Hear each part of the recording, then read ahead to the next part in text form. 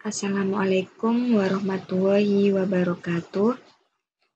Di sini kami dari kelompok 9 akan mempresentasikan materi mengenai faktor genetik, kromosomal, dan lingkungan yang mempengaruhi perkembangan prenatal hewan. Adapun anggota dari kelompok 9 yaitu yang pertama Siti Quraisin, yang kedua Miftahur Rahmah, yang ketiga Elva Suci, dan yang keempat Nur Miftahur Rahmah. Untuk materi yang pertama yaitu akan saya sampaikan.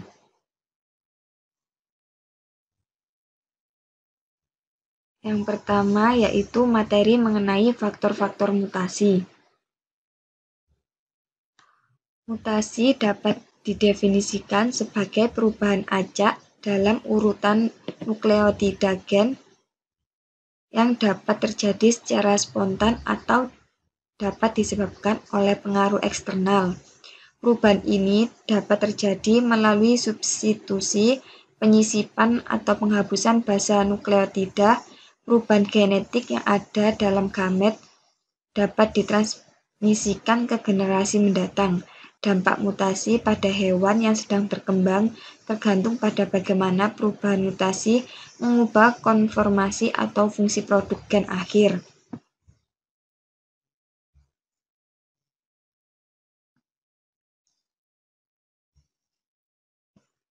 Kemudian dalam populasi hewan tertentu, mutasi di lokus gen terjadi dengan frekuensi tertentu per generasi, yang dikenal sebagai tingkat mutasi spontan. Ini biasanya 1/1 juta berdasarkan mekanisme yang mendasari yang menghasilkan perubahan genetik. Mutasi dapat dibagi menjadi 2 kategori besar, yaitu spontan dan diinduksi. Mutasi spontan merupakan hasil dari kesalahan dalam replikasi dan perbaikan DNA serta kesalahan yang terjadi selama rekombina atau pergerakan elemen transposable. Kemudian mutasi yang diinduksi.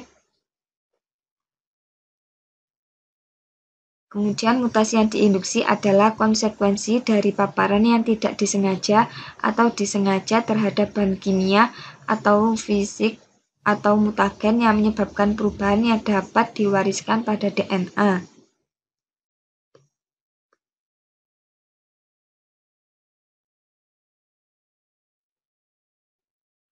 Kemudian ada beberapa penyakit atau kondisi hewan yang menyebabkan dari disfungsi gen tunggal. Di sini terdapat penyakit albinisme. Spesies binatang yang biasanya terjangkit yaitu kucing, sapi, ayam, anjing, dan domba. Kemudian produk gen yang terpengaruh yaitu tyrosinase. Yang kedua yaitu penyakit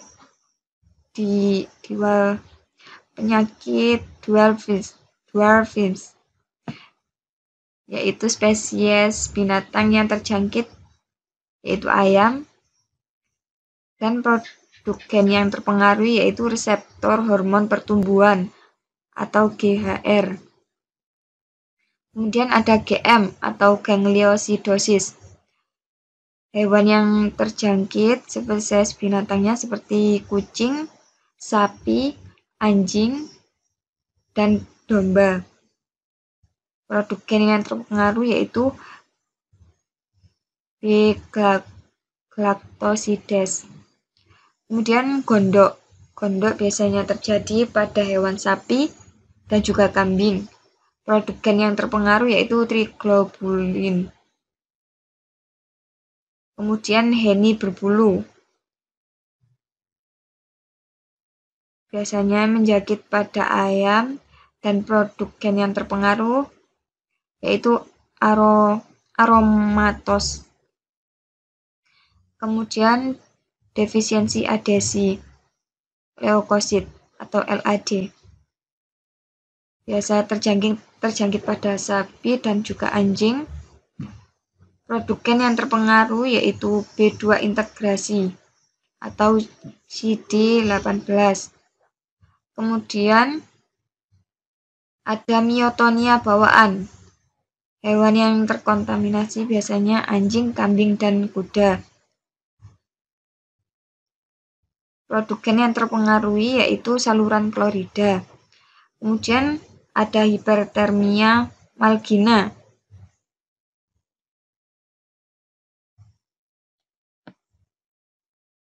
Hewan yang terkontaminasi yaitu babi.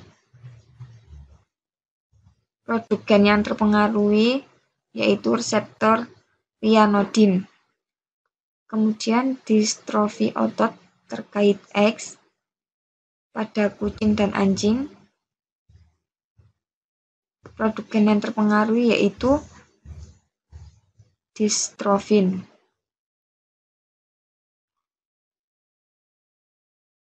Model genetik paling sederhana dicontohkan oleh sifat-sifat yang dikodekan oleh gen tunggal yang sesuai dengan prinsip Mendel klasik pada gambar 1 ini. Gen tunggal, kemudian gen tunggal dapat dieksis di sejumlah keadaan alternatif, disebut alel, yang dapat digambarkan sebagai dominan, resesif, kodominan, atau sebagian dominan pada gambar 2. Nah, pada gambar ini.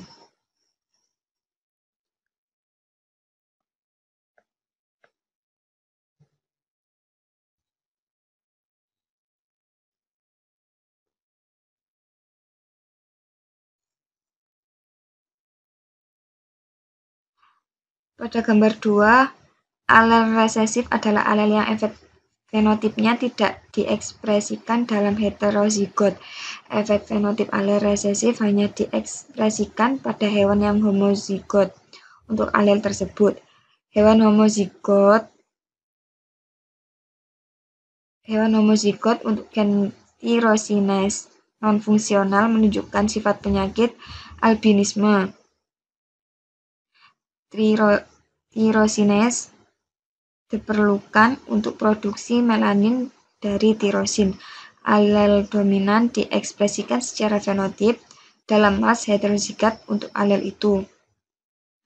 Nah, pada gambar 2 ini, itu gambar beberapa penyakit atau kondisi berbaris genetik pada manusia dan etiologi gen tunggal yang menunjukkan pola pewarisan dominan atau resesif.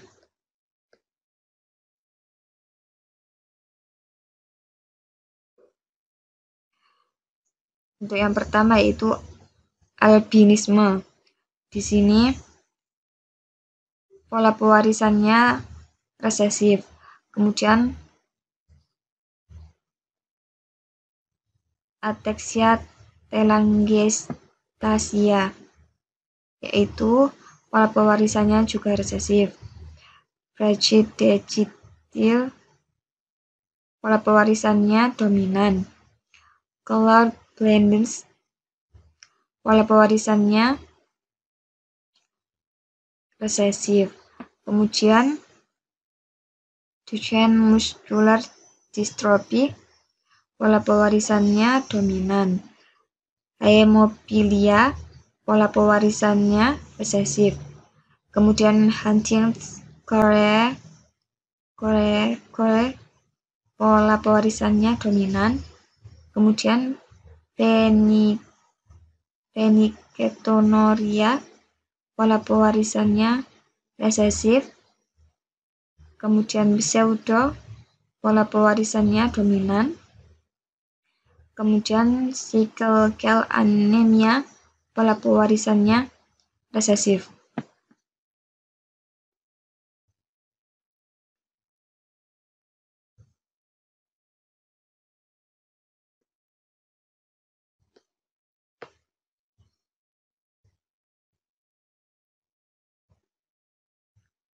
Kemudian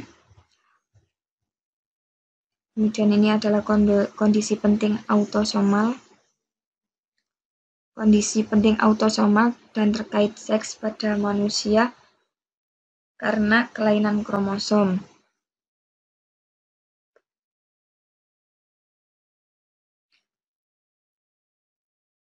Di sini terdapat kondisi sindrom menangis Duquette, yaitu kelainan kromosomnya yaitu monosomi parsial, kromosomnya 5. Kemudian sindrom Down, trisomi atau kromosomnya 21. Sindrom Patau, trisomi atau kromosomnya 13. Sindrom Edward, trisomi atau trisomi kromosomnya 18. Sindrom Klinefelter, kromosom X tambahan. Kemudian sindrom Turner, yaitu satu kromosom X tidak ada.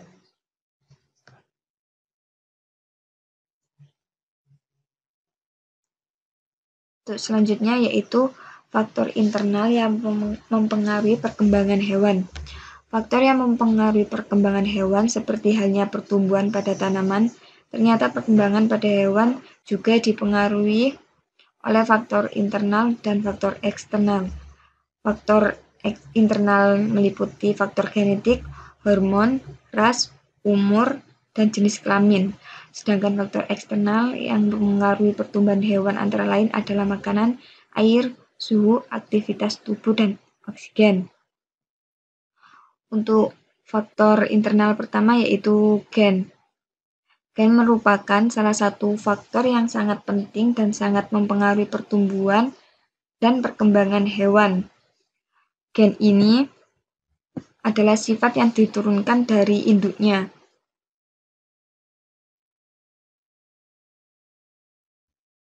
Menurut Thomas Hunt Morgan juga mengemukakan bahwa gen adalah materi yang kompak dan mengandung satuan informasi genetik yang mengatur sifat keturunan.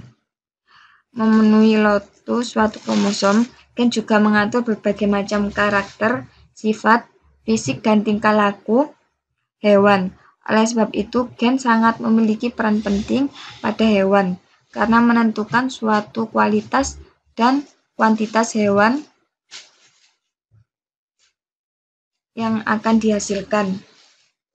Misalnya, pada hewan ternak yang memiliki gen unggul seperti pertumbuhannya cepat dengan hanya memberikan makanan yang cukup, maka akan menunjukkan pertumbuhan dan perkembangan yang baik pula. Sebaliknya, bila hewan yang ternak tersebut tidak memiliki gen unggul dengan pertumbuhan yang cepat, maka meskipun didukung dengan pemberian makanan yang cukup, pertumbuhan dan perkembangan tidak akan sebaik bila hewan tersebut memiliki gen unggul. Kemudian hormon. Hormon merupakan salah satu faktor yang sangat penting dan sangat mempengaruhi pertumbuhan dan perkembangan hewan. Kemudian ada ras. Ras juga faktor penentu dalam pertumbuhan dan perkembangan hewan. Hal ini dikarenakan hewan akan tumbuh dan berkembang sesuai dengan ras masing-masing. Misalnya sapi Bali, postur tubuh lebih pendek dan tidak terlalu besar jika dibandingkan dengan sapi Limousin yang memiliki postur tubuh yang besar. Kemudian umur. Umur juga merupakan faktor yang sangat mempengaruhi pertumbuhan dan perkembangan hewan. Hewan yang memiliki umur yang tua memiliki pertumbuhan dan perkembangan yang sangat lambat. Bahkan sudah tidak berkembang lagi dan produksi dan tidak memproduksi seperti saat umurnya masih muda. Kemudian jenis kelamin. Jenis kelamin juga sangat mempengaruhi pertumbuhan dan perkembangan hewan. Biasanya jenis kelamin hewan jantan pertumbuhannya lebih cepat dan postur tubuhnya lebih besar jika dibandingkan dengan jenis kelamin hewan betina. Nah, itu tadi materi mengenai faktor mutasi dan faktor internal yang mempengaruhi perkembangan hewan. Untuk materi selanjutnya akan disampaikan oleh teman saya lainnya.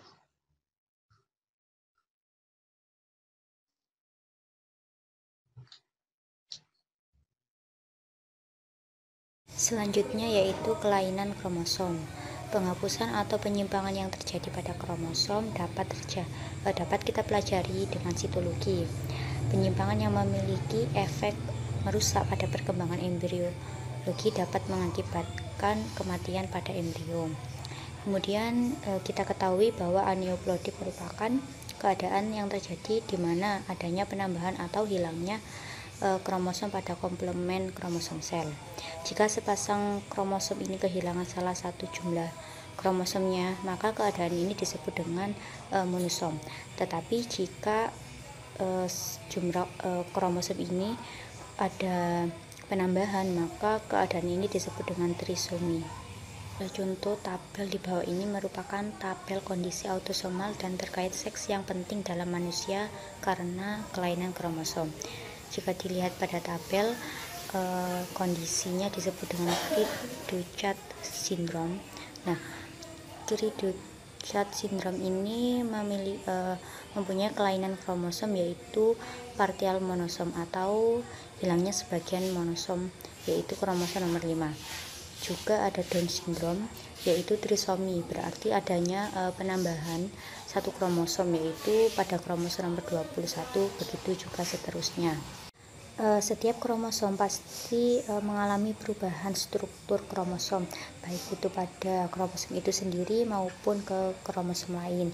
Nah, berikut beberapa perubahan struktur kromosom seperti translokasi timbal balik, yaitu hasil ketika dua kromosom non-homolog pecah menjadi dua segmen dan pertukaran timbal balik segmen antara dua kromosom terjadi. Hewan yang memiliki translokasi timbal balik di dalam genom mereka memiliki fenotip normal tetapi menampilkan sebuah penurunan fertilisasi yang signifikan. Selanjutnya yaitu translokasi tandem. Translokasi tandem terjadi ketika bagian dari lengan satu kromosom putus dan bergabung ke ujung kromosom yang lain. Jenis penyimpangan ini jarang terjadi. Kemudian yaitu fusi sentris, yaitu terjadi ketika dua kromosom akrosentrik membentuk satu kromosom metasentrik. Hewan yang membawa kelainan ini memiliki fenotip normal karena memiliki genom yang lengkap, terlepas dari kenyataan bahwa karyotip hewan itu atipikal. Contohnya yaitu pada keledai. Selanjutnya yaitu delesi dan inversi, yaitu hasil dari kerusakan pada dua titik dalam kromosom. Penghapusan mengakibatkan hilangnya informasi genetik dan hasil inversi dalam penataan kembali informasi genetik dalam kromosom. Penyimpangan tersebut juga jarang terjadi. Selanjutnya yaitu penyakit-penyakit yang berpengaruh pada perkembangan hewan, yaitu yang pertama teratogen. Teratogen adalah agen yang menyebabkan perubahan permanen struktur dan fungsi embrio atau janin. Teratogen bertindak pada periode embriogenesis atau perkembangan janin yang dapat menyebabkan malformasi non-warisan. Efek pamungkas dari paparan teratogen tergantung pada usia kehamilan embrio atau janin pada saat terpapar dan sifatnya dan cara kerja dari faktor yang merusak. Kemudian jumlah obat-obatan, bahan kimia, dan agen infeksi dapat menyebabkan kerusakan serius pada embrio yang berkembang. Efek paparan hewan yang sedang hamil atau manusia yang sedang hamil terhadap teratogen biasanya mengikuti respon dosis toksikologis. Kemudian meskipun embrio berkembang sangat rentan terhadap pengaruh yang merusak teratogen, kerentanan ini menurun saat embrio mengalami perkembangan progresif. Janin menjadi semakin resisten terhadap teratogen karena jatuh tempo. Contoh gambar ini merupakan komponen minyak mentah yang larut dalam air dari tumpahan minyak deepwater horizon bersifat teratogenik pada ikan zebra. Di sini ada dua gambar, yaitu pada ikan normal dan juga ikan yang terpengaruh atau ikan yang terkena tumpahan minyak deepwater horizon. Pada gambar tersebut kita bisa melihat bahwa dibanding untuk ikan zebra normal pada usia yang sama, embrio ikan zebra terkena tumpahan minyak komponen menghasilkan larva dengan para anomali perkembangan, termasuk pengurangan ukuran kepala, insang, dan tulang rawan toraks atau yang berwarna biru yang terkait dengan tulang tengkorak migrasi puncak saraf. Jadi terlihat perbedaannya dari mulai kepala, kemudian toraks, dan juga insangnya memiliki perbedaan antara ikan zebra normal dengan yang terkena tumpahan minyak di water horizon yang bersifat teratogenik. Selanjutnya yaitu pengganggu endokrin. Area khusus teratogenesis melibatkan kesalahan pengaturan sistem endokrin selama pengembangan. Pengganggu endokrin bersifat eksogen, artinya berasal dari luar tubuh, bahan kimia yang mengganggu perkembangan dengan mengganggu fungsi normal dari hormon. Perubahan yang disebabkan oleh pengganggu endokrin sering terlihat hanya secara mikroskopis. Perubahan yang utama yaitu secara fisiologis. Kemudian efek yang sering muncul yaitu di kemudian hari dalam kehidupan dewasa dan mungkin bertahan selama beberapa generasi setelah terpapar pengganggu. Pengganggu endokrin termasuk juga dietilstibesterol, bisphenol A, ftalat, dan juga tributiltin. Senyawa lain yang memiliki kemampuan yang mengganggu endokrin termasuk juga herbisida atrazin dan juga senyawa selanjutnya yaitu yang ketiga, warisan transgenerasi gangguan perkembangan. Berikut merupakan gambar dari transmisi epigenetik dari gangguan endokrin, yaitu pada gambar A ditunjukkan bahwa transmisi sindrom disgentesis testis yang berwarna merah kemudian ditunjukkan melalui 4 generasi tikus. Satu-satunya tikus yang terpapar di rahim adalah generasi F1. Kemudian pada BC merupakan bagian dari tubulus seminiferus dari testis. Pada gambar A tikus jantan kontrol, dan pada gambar B merupakan tikus jantan yang kakeknya lahir dari seorang ibu yang disuntik dengan vinclozolin. Panah di gambar B menunjukkan ekor normal sperma. Pada gambar yang di C menunjukkan kurangnya sel germinal di tubulus yang jauh lebih kecil. Tikus turun dari suntikan vinclozolin. Perempuan tikus tidak subur dalam kondisi normal, jadi pada tikus yang betina ini tidak normal. Yang terakhir yaitu kanker sebagai penyakit perkembangan.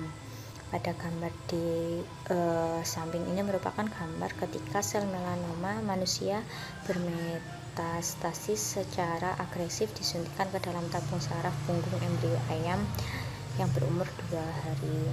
Pada gambar A menunjukkan mereka membentuk rantai yang normal, bermigrasi secara normal. Pada gambar B diikuti akar migrasi puncak saraf untuk berintegrasi menjadi kartilago wajah. Kemudian yang pada gambar C, ganglia simpatis, menunjukkan gambar ganglia simpatis. Yang pada gambar D ini merupakan mereka mulai membentuk non-malignan melanosit. Materi selanjutnya adalah maternal diseases yang berpengaruh pada hewan. Contohnya seperti gambar, yaitu gambar tersebut menunjukkan transmigrasi epigenetik dari gangguan endokrin. A.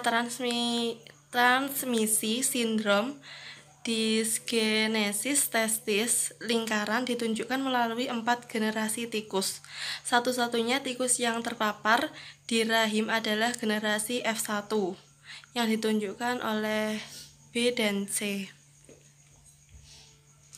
Salib bagian dari tubulus seminiferus dari testis A tikus jantan kontrol dan B tikus jantan yang kakeknya lahir dari seorang ibu yang disuntik dengan vinclozolin. Panah di B menunjukkan ekor normal sperma.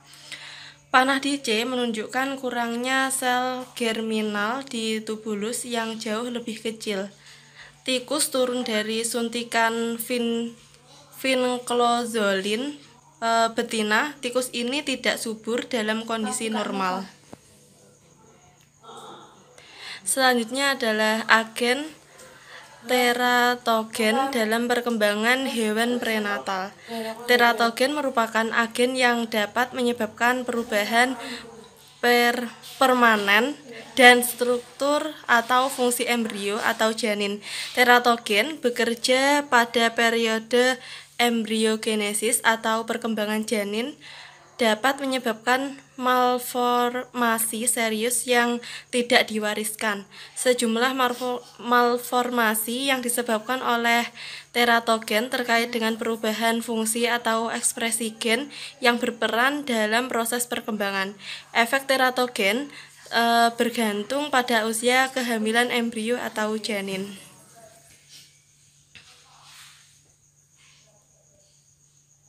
Selanjutnya adalah janin menjadi semakin resisten terhadap teratogen saat ia matang. Namun struktur pembela akhir seperti otak dan bagian dari sistem reproduksi tetap rentan terhadap banyak teratogen sampai akhir kehamilan. Agen teratogen banyak sekali, yaitu meliputi yang pertama adalah agen teratogen berupa agen kimia. Contohnya adalah agen kokain dari spesies manusia yang menjelaskan bahwa efek kokain pada perkembangan dalam rahim termasuk kematian janin,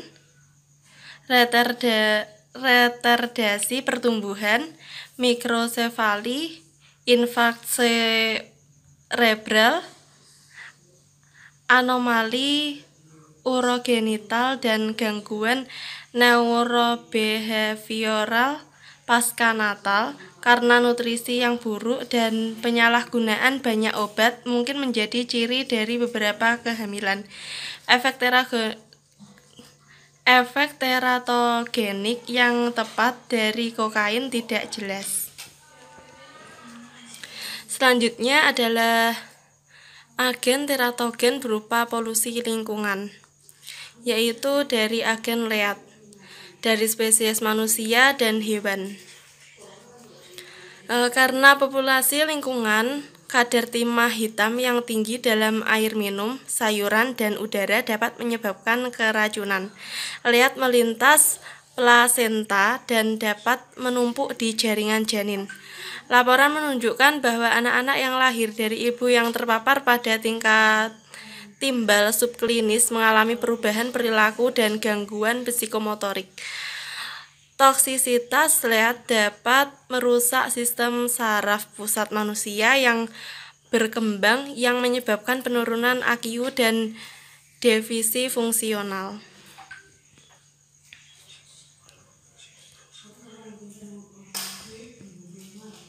Selanjutnya adalah agen infeksi.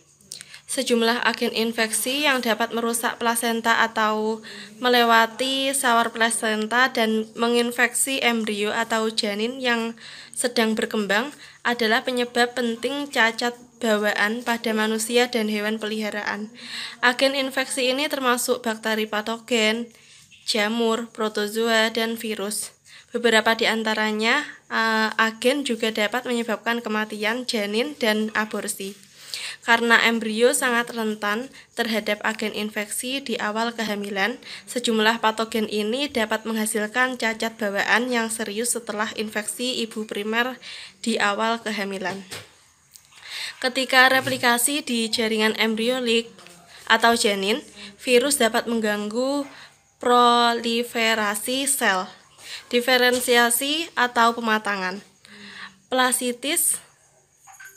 Plasititis dan nekrosis jaringan janin adalah dua konsekuensi yang jelas dari replikasi virus di plasenta atau dalam perkembangan organ janin. Selanjutnya adalah agen teratogen berupa gangguan metabolisme. Contohnya yaitu kekurangan yodium pada spesies kuda, sapi, domba, dan babi. Peningkatan kematian neonatal dan gondok adalah fitur defisiensi yodium pada hewan peliharaan.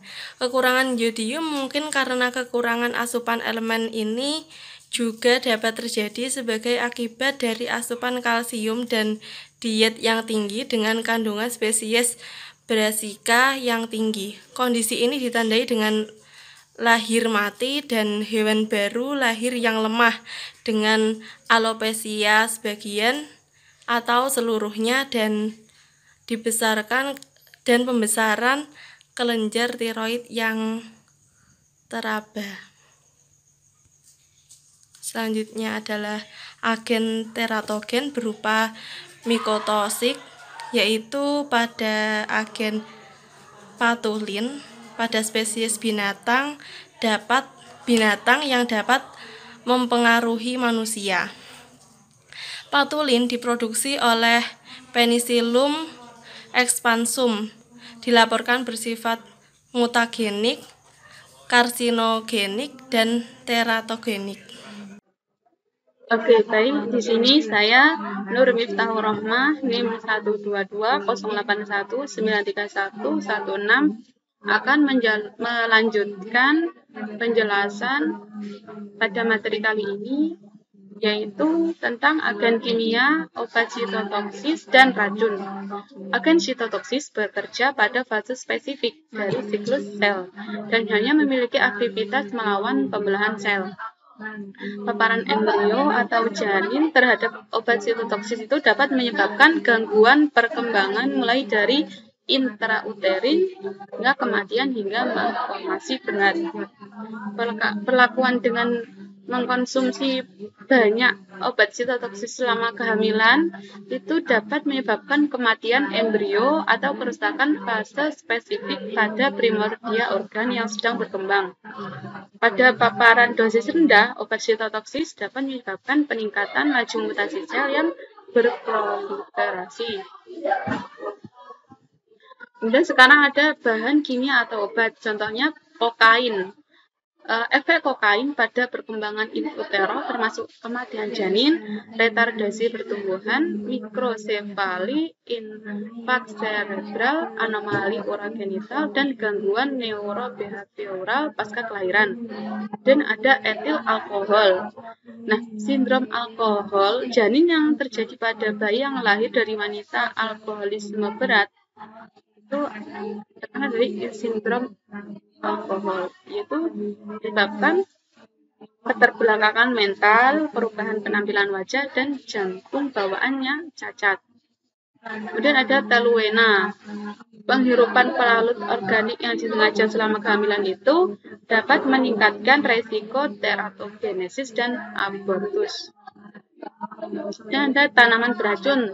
Contohnya di sini Nicotiana tabacum pada saat kehamilan menyebabkan arthrogryposis dan kadang-kadang brassinatia dan kyphosis di anak babi. Ini ada biji yaitu ketika anak sapi mengkonsumsi makan ini itu dapat menyebabkan pemendekan tulang panjang, overdistensi sendi distal, dan sedikit peningkatan kranium. Kemudian ada terapi obat, contohnya konversi angiostensin menghambat enzim, yaitu selama trimester kedua dan ketiga, obat ini dapat menyebabkan hipoplasia paru-paru, retardasi pertumbuhan intrauterin, tengkorak hipoplasia, dan disfungsi ginjal.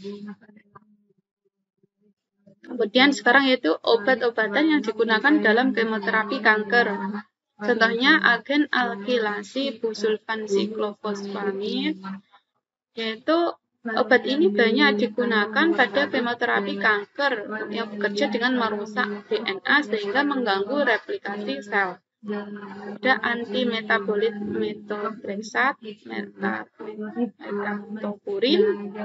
Nah, metotreksat merupakan antagonis asam folat yang menghambat reduktase hidrofolat. Kemudian esensial ini yaitu untuk mensintesis purin dan pirimidin. Itu hewan Kemudian obat ini dapat menyebabkan keterbelakangan pertumbuhan, brikosefalin, hidrosefalin, langit-langit mulut yang sumbing, kemudian pertumbuhan pasca kelahiran yang keterbelakangan mental. Dan sekarang kita lanjut ke agen infeksius, yaitu berupa virus, bakteri, dan parasit. Sejumlah agen infeksius yang dapat merusak plasenta atau dapat melewati sawar plasenta dan menginfeksi perkembangan embrio dan janin. Penyebab penting dari cacat bawaan pada manusia dan hewan peliharaan, beberapa di antaranya juga dapat menyebabkan kematian janin dan aborsi. Kemudian contoh agen infeksi yang terlibat dalam aborsi sapi. Di sini ada bakteri, jamur, protozoa, dan virus. Bakteri contohnya ada Bacillus ligeniformis yang menyebabkan aborsi sporadis.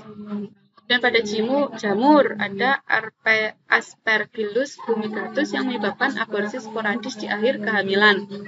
Ada protozoa Neospora cranium yang mungkin dapat menyebabkan aborsi sapi di beberapa negara. Dan kemudian ada virus Akabani dapat menyebabkan kematian janin, aborsi, lahir mati, dan dapat menyebabkan cacat bawaan. Kemudian ada agen infeksi yang terlibat dalam aborsi ovin. Ada bakteri, contohnya Bacillus ligeniformis, dan protozoa ada Toxonoma gondii, menyebabkan utama abortus pada domba. Aborsi ini di akhir kehamilan dan kematian perinatal sering terjadi ditemukan pada domba. Kemudian pada virus Akabane, aborsi dapat terjadi ketika janin terinfeksi di akhir kematian. Dan ada agen infeksi pada aborsi babi, yaitu pada virus ada Brucella suis, aborsi dapat terjadi pada paruh kedua kehamilan. Contoh virus yaitu virus demam babi Afrika, sering terjadi terkait dengan penyakit sistemik. Dan pada virus demam babi klasik terkait dengan infeksi parah pada babi. Aborsi sering terjadi. Sindrom Smedi adalah fitur dari infeksi virus ini. Ada agen infeksi pada aborsi kuda, yaitu pada virus leukemia kucing, yaitu penurunan performa reproduksi terjadi pada sebagian besar ratu yang terinfeksi. Kemudian ada felin planleukopenia, virus infeksi intrauterin. Ini dengan parvovirus ini dapat menyebabkan resorpsi atau aborsi. Infeksi saat terlambat kehamilan menyebabkan hipoplasia cerebral. Dan sekarang kita berlanjut pada peran dan akibat Toxoplasma gondii dalam perkembangan hewan dan manusia. Nah, toxoplasmosis merupakan suatu penyakit yang disebabkan oleh Toxoplasma gondii. Penyakit ini merupakan parasit pada hewan, kemudian dapat ditularkan ke manusia. Jadi awalnya itu pada hewan, kemudian menular ke manusia. Kemudian Toxoplasma gondii yang merupakan parasit obligat intraseluler. Ini termasuk jenis protozoa dari ordo Coccidia yang dapat menimbulkan infeksi pada burung dan mamalia. Di alam, Toxoplasma gondii ini terdapat 3 bentukan, yaitu ookista, trophozoid, dan kista. Ookista ini bentuknya resisten di alam. Kemudian trophozoid bentuknya vegetatif dan proliferatif, dan kista bentuknya resisten di dalam tubuh. Nah, ini adalah gambar proses penularan Toxoplasma gondii yang berasal dari hewan kucing. Ya, Toxoplasma gondii ini berasal dari hewan kucing. Dimana ketika hewan kucing mulai dari fesesnya ini jatuh ke tanah. Nah, tanah dan air merupakan habitat dari hewan ternak, contohnya babi, kambing, domba, ikan, ayam. Nah, mereka hidup di tanah. Nah, ketika seseorang mengonsumsi daging hewan ternak tersebut yang terkena ookista hewan ini, jika seseorang memakan daging, di mana dagingnya itu masaknya itu kurang matang, jadi setengah matang gitu. Jadi konsumsi ketika seseorang perempuan itu hamil, mengandung, nah itu dapat menginfeksi pada janinnya. Gitu. Kemudian epidemiologi. Infeksi pada manusia itu dapat melalui 3 cara, yaitu oocysta yang berasal dari tinja kucing tadi tertelan melalui mulut dan memakan daging setengah matang yang berasal dari binatang yang mengandung kista infeksi, kemudian penularan dari ibu hamil yang terinfeksi pada bayinya. Sebagian besar perempuan yang terinfeksi semasa hamil akan melahirkan bayi normal. Nah, jika tidak terinfeksi. Tapi jika infeksi terjadi pada trimester 1 kehamilan, insidensi infeksi plasenta menduduki tempat yang rendah, kurang lebih 15%. Ya. Tapi pada ketika ini terinfeksi pada trimester ketiga, insiden infeksi ini paling tinggi, yaitu 65%.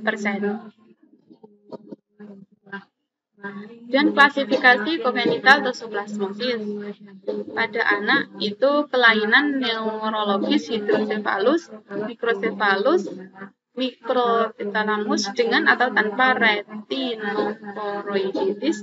Gejala mungkin timbul saat dilahirkan atau didiagnosis kemudian. Anak dengan kelainan berat, penyakit generalisata, makulopapular, purpura, pneumonia, mungkin juga terjadi uveitis dan pembesaran ventrikular. Anak dengan kelainan sedang dan tanpa infeksi prenatal, hepatosplenomegaly dan jaundice dengan atau tanpa trombositopenia atau gejala yang non-spesifik. Dan terakhir yaitu anak dengan infeksi subklinis. Kemudian tanda dan gejala ketika seseorang itu terinfeksi Toxoplasma gondii, yaitu gejala yaitu nyeri okuler ringan, pandangan kabut, dan tampak gambar bercak melayang pada oftalmoskop. Keluhannya itu pandangannya kurang jernih. Secara klinis ditemukan granulomatosis, iritis, vitritis, dan pembekakan selaput optik. Beberapa aktif virus menyerang mata. Kebanyakan pada mata. Oke, baik. Sekian tentang penjelasan pada materi kali ini dari kami. Kurang lebihnya mohon maaf. Sekian. Wassalamualaikum warahmatullahi wabarakatuh.